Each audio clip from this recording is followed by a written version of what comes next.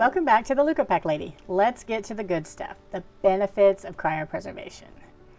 I discussed in a previous video that not all cell types or blood products respond well to cryopreservation. However, T cells do respond well, and they're very resilient during the freezing and thawing process. CAR T cell-based therapies are still the predominant types of autologous and allogeneic therapies under development, so cryopreservation serves to significantly benefit these therapies in multiple ways. A lot of the work done with cryopreservation of starting materials and CAR T therapy doses is attributable to Novartis, because they put out the first autologous CAR T therapy on the scene, which utilizes cryopreserved starting material and final therapy dose. First, with cryo being used more frequently, especially since the pandemic, the procedures have become better developed and the technologies are progressing. The use of control rate freezers has served to standardize the freezing process, specifically the temperature decrease required to best preserve the cells.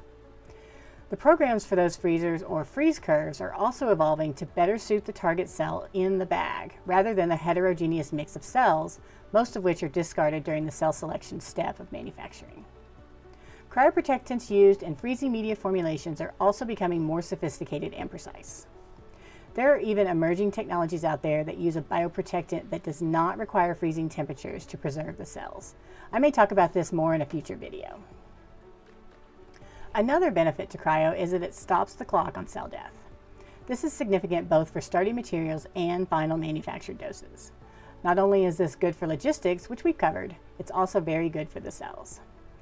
Death of PBMCs is less in leukopaks with lower numbers of contaminating red blood cells and granulocytes, but it can still occur during the handling and transport of the material, as those PBMCs come into contact with those contaminants. So cryopreserving a leukopak within hours after collection is the best way to maximize cell viability. Cryopreservation can also create a more standardized leukopak going into a manufacturing run. There will always be donor-to-donor variability in starting materials, but starting a manufacturing procedure from thawed cells helps create a more consistent starting point. So let's end this topic by discussing some of the myths of cryo. Cryopreserved cells are said to have lower viability and reduced function upon thaw. However, there's more and more studies showing that while this may be true immediately post-thaw, once the cells have had a chance to recover, they expand and function as well as fresh cells in therapy manufacturing runs. Parameters tested here include cell surface phenotype, transduction efficiency, cell yield, cytokine production, target killing, and gene expression, all of which showed no differences between fresh and thawed cells. Another myth is that cryopreserved cells do not perform well in vivo to find and kill target cancer cells.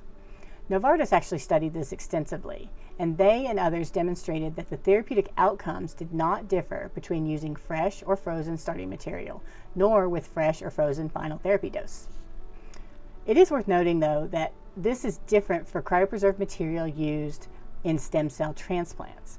Those patients receiving thawed cells experience delayed engraftment, higher failure rates, and higher graft versus host response.